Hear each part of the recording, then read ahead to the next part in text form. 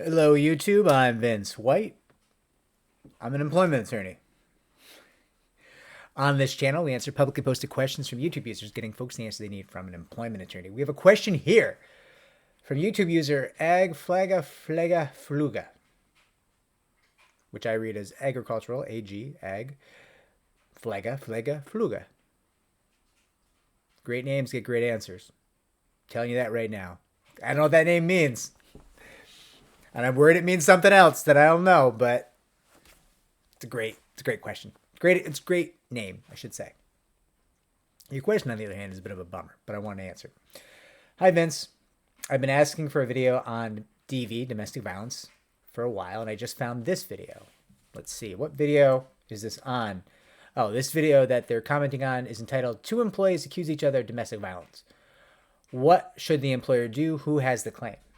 Okay, so bad news already. Domestic violence is always bad business. Always sad to see domestic violence. I wonder what you would suggest for this hypothetical. There's DV between two colleagues with the DV. The domestic violence occurs at or during work, where there are non-employee witnesses to the domestic violence. Ooh. And when the alleged victimized employee repeatedly complains about the violence to an employer, to the employer's supervisor, and the supervisor says to deal with it, they can't help. How do you move forward? Also, when is your next live? Oh, that's a good question.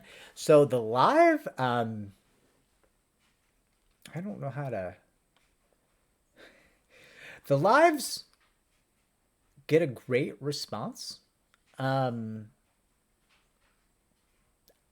I don't even know how to say this. When we go live, like I did those 3 live sessions a couple weeks ago. The call volume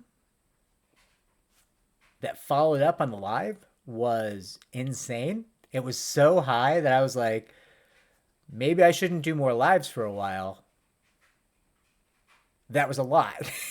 That's a lot of calls from potential clients. Which, listen, we want to help as many people as we can. It's not like I don't want to hear from potential clients. Don't get me wrong, but it's like a capacity issue almost. Like, it's hard to find intake professionals who and attorneys in this field as well, who are going to treat the clients the way I want to be treated, who are going to run the playbook in the detail-oriented, aggressive way I want. And we're going to take the time, put the client first. Like that, none of these things come natural. There's not a lot of human beings who come prepackaged that way. And so there's a lot of training that goes into that, and it's a lot of investment and time and all these things. And we're working on that. I've been trying to keep the firm from growing for a while now, and that's not going to work. The firm's going to grow whether I want it to or not. It's pretty clear to me now. As we're on a bit of a hiring run right now, real hiring jag, and it's exciting because we're going to help more people. It's hard because it takes months to find a new hire. We're like, this is the person. This is the person. I believe in this person. A lot of people who like have some of what it takes, like a lot of aggressive people, a lot of detail-oriented people, often not in the same package, right? There's a lot of people who care and put others first and would do the duty of loyalty and help the client, put the client first, who can't understand the law or can't do the performance, the theatrics, the performative aspect of being an employment attorney, right? Or listen, there's a lot of people who are great intake professionals who do really, really good job helping people on the phone who, because of the nature of our industry, don't last. Because people, when they call us up, can be incredibly abusive, right? We're asking questions like, well, what makes you think it's discrimination? Instant threats to life, just rage, screaming, hysterics, whatever it is, right? Listen, we can all take that a couple times. I spent the last 12 years taking that. Doesn't really bother me, but I understand that a normal human being, a better calibrated human being, so not me, probably doesn't enjoy that. Probably goes home and is like, why did that person say he wanted to bury an axe in my mother's head? Why? I just wanted to find out what his protected class was, right? Listen, you have those conversations. You're just like, okay, can you tell me what makes you feel that way? Ah, ah, ah. Okay, well, that escalated quickly. Well, I hesitate to ask you more questions, but that is my job. So we soldier on. It's tough. So the live is coming up. Longest answer possible. I've been talking 5 minutes about this live. The live is coming up. I think I might do one Friday afternoon. I have to be in New York, and I don't want to go I don't know. I'm so sick of fancy dinners and going out drinking in New York. Just enough already. Enough. I don't value it. So yeah, I'm gonna do a live stream. So I stay in the office longer Friday, maybe a 5 p.m. Eastern time live stream this Friday. I'll post something about it on the channel. But back to your question. How do you move forward? Okay, so I don't know where you are or what the law is where you are. But, excuse me, if you were the victim of DV, domestic violence in the workplace, and you don't feel safe, the move is, in many, many jurisdictions in the U.S., to get a stay-away order of protection. Go to the police, the prosecutor's office, whatever you have to do. Get yourself an order of protection. Make sure it is a stay-away order of protection. Why? Well, in most jurisdictions that have stay-away orders of protection, that order of protection means that your colleague, who's also, I guess, your spouse, someone from your household who committed domestic violence against you, will be excluded from the workplace because they will not be able to go within X amount of yards of you, 200 yards, whatever it is, right? Keep in mind that this is, a serious escalation. Your family member, whoever committed this DV against you, will likely not be able to earn unless they can be moved to another facility, another work site, job site, whatever it is, right? So that's a big issue. But it will force your employer's hand, and if you don't feel safe, if you feel that you're legitimately in danger, then you got to do what you got to do. You got to be safe. You got to put your life and your well-being first.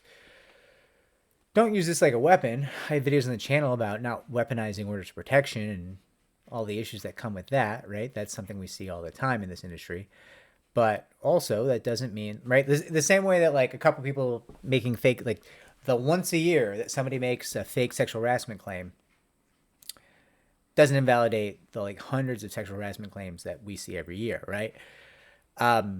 So too does one jackass making a fake DV claim and trying to get an order of protection doesn't invalidate all stay-away orders of protection. Doesn't make all domestic violence victims liars, right?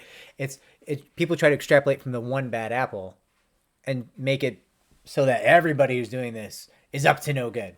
It's not true. Doesn't even make sense.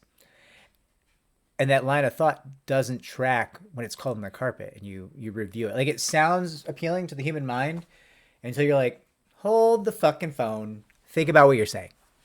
Think about what you're saying. You're extrapolating from one person to all people, and you know, as there's a lot of domestic violence that happens in the world, and there's a lot of people who die from domestic violence. So you extrapolating from one person who does a bad thing and faking up an order of protection to say that all the DV and all the land is fake, you would have to be stupid. You would have to be stupid. But the human mind is stupid when it doesn't stop to think about things. You could be Einstein. If somebody says something that sounds right to you and you don't pause to think about it, you're like, yeah, sounds right. That's what politics is. That's how politicians operate. We don't stop to think about what they're saying, and we say, yeah, sounds right. Good soundbite. Does that make us stupid? Not in an overarching sense. In that moment, did we do something stupid? Yeah. Oh, yeah, we did. Somebody said something, and we didn't think about it, and we accepted it as truth. Inherently, that's a stupid thing to do. But I digress. Anyways, yeah, don't use this as a tool. Please don't use this as like some kind of tactic in your marital or familial spat, whatever it is. But if you feel unsafe, that is the play. Check out local counsel. Make sure it's right for you wherever you are. This is not legal advice into another state. I cannot give legal advice into another state. Many states, most states, I'm not allowed to give you legal advice as to the state laws of that state. Your orders of protection could be different. The standards for order of protection could be different. There could be things I don't know about your orders of protection. And even if I did know them, I wouldn't be able to tell you because it's a state law. Not covered by federal law. It doesn't pen through the EEOC, so I can't do it in all 50 states like I can with the EEOC laws. But it's the best I can offer you. I hope it helps. I'm sorry that you experienced DV. If you did, I hope you're safe. I hope you're okay. I come from a family where everyone was a big fan of giving each other the tap. So, well aware what that can do to you and your well-being, both physically and mentally. And I'm sorry. Sorry you're dealing with that. But I wish you safety and good luck.